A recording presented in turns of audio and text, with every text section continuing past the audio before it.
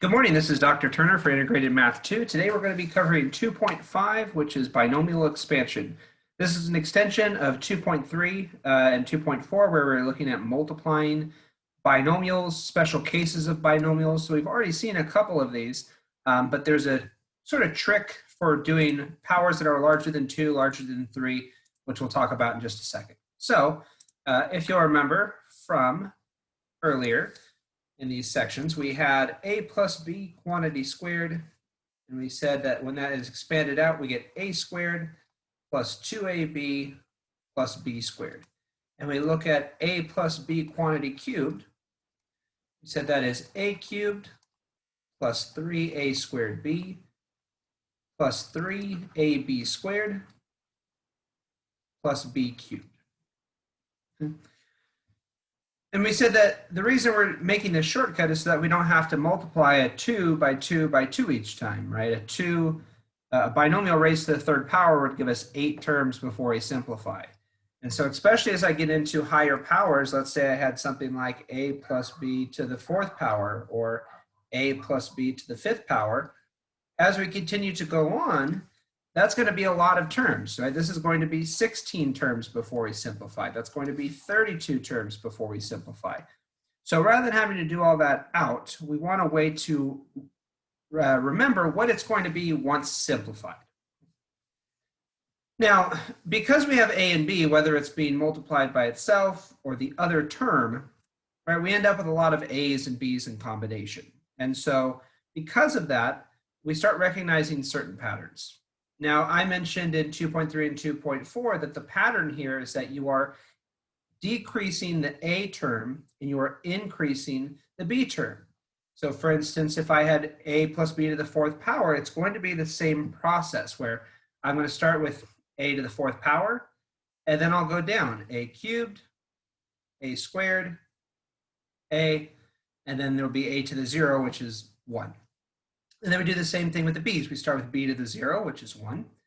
And then we have b, b squared, b cubed, and b to the fourth power. The only thing that we have to change here is the coefficients. Well, how do we determine the coefficients? Through trial and error and through process, in these binomial expansions, we recognize that the coefficients are following a pattern, and that pattern relates specifically to what's known as Pascal's triangle. So this is something you've probably seen before in primary or in middle school. But basically how the Pascal's triangle works is along the sides, you have just ones. 1, 1, 1, 1, 1, 1, 1, so on and so forth. And to create the other numbers that will fill in the rows, you are adding the two adjacent numbers directly above it. So for instance, if I wanted to fill out what was going here, I would add 1 plus 1 to get 2. And then in the next row, I would add 1 plus 2 to get 3, and 2 plus 1 to get 3. And this pattern will continue. So to write the next row, 1 plus 3 is 4, 3 plus 3 is 6, 3 plus 1 is 4, and then 1s will always be on the left and right hand side. And we can continue this process. 1 plus 4 is 5, 4 plus 6 is 10, 6 plus 4 is 10, 4 plus 1 is 5, and then 1. 1 plus 5 is 6, 15, 20, 15, 6, so on and so forth. There is an algebraic way to do this, but for now, for Math 2, we're just going to stick to looking at these binomial expansions in terms of the Pascal triangle. So the thing about this is that if I'm looking at a degree, and we can classify each of these rows as a row number, most books will start with the 0 row, which is important. Some books don't, but for our text, it's going to start with the 0 row. And then you have the first row, and the second row, so on and so forth. So looking at the row number and looking at an expansion of a binomial, those numbers in that row are going to align with the coefficients of our expanded groups.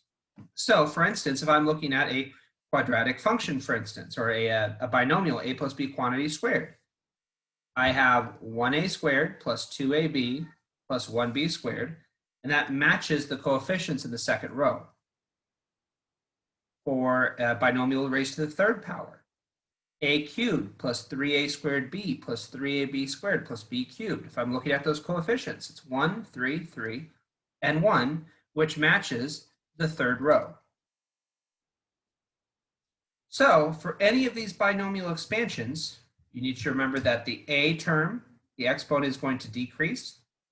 The b term is going to increase rather, and then the coefficients are going to match the row in the Pascal triangle. So for instance, here for my a plus b to the fourth power, my a decreases 4, 3, 2, 1, 0. My b increases 0, 1, 2, 3, 4. And then I just need to fill in the coefficients along the fourth row of the triangle. So I have 1, you don't have to write the 1, but you can, plus 4, a cubed b, plus 6, a squared b squared, plus 4, ab cubed, plus 1, b to the fourth power. In the fifth row, same idea. So if I was trying to do this from memory, I would start out, I'd put in my a's, 5, 4, 3, 2, 1, and then 0. And then the b's will go up, 0, 1, 2, 3, 4, 5. Then fill in your coefficients using the Pascal triangle.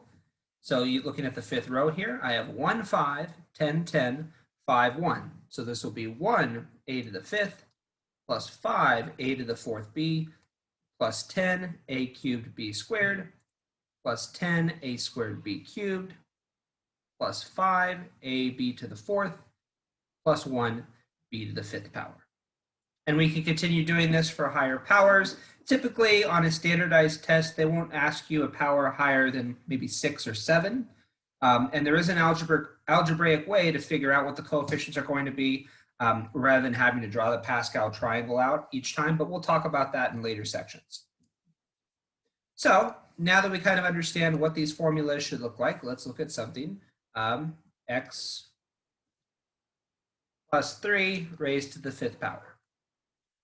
I mentioned in the previous section with even raising a binomial to the third power that my recommendation is that you just write it out first because you have to still do order of operations, make sure you're doing it in the correct order. So I would write out the formula. Most of you don't have to have a formula memorized anymore. Usually you're provided a formula sheet like for my class. But if you weren't, writing the formula before you write out the problem always helps. You don't have to do that. So now I'm going to go through it. My a is x and my b is 3. So just step by step, I have x to the fifth power plus 5, x to the fourth power times 3, plus x cubed times 3 squared, plus 10 times x squared times 3 cubed, plus 5 times x times 3 to the fourth power plus 3 to the fifth power. And that's a lot, but if you have the formula and you have a calculator in front of you, which if you're doing this online, obviously you do, all you're really doing here is multiplying. You need to remember your order of operations, but you can use your calculator for that. So I have x to the fifth power, 3 times 5, that's 15. 3 squared is 9, times 10 is 90. 3 cubed is 27, times 10 is 270. 3 to the fourth power is 81, times 5 is 405. And then 3 to the fifth power is 243.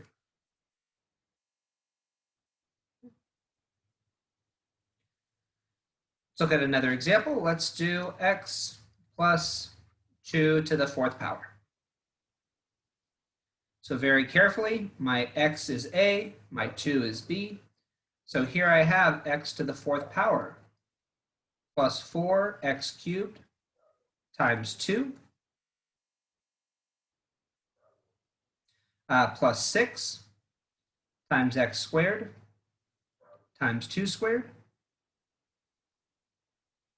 plus 4 times x times 2 cubed plus 2 to the 4th power. Again, being very careful, going through your order of operations. So 2 times 4 gives me 8x cubed. 2 squared times 6 gives me 24.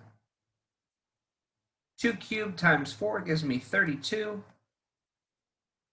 And 2 to the 4th power gives me 16. This is going to be the majority of what the section is asking you to do, is write out the either formula or write out the expanded binomial. If you have your Pascal triangle in your notes and you have the formulas written out, it's just a matter of plug and chug, showing me what you get. Some other questions might just simply ask you, what's the 3rd row of the Pascal triangle? What's the 5th row of the Pascal triangle? So if you have that written down, those should be pretty easy questions. That's it in a nutshell. If you guys have questions, please reach out to me. Otherwise, I will talk to you soon and have a good day.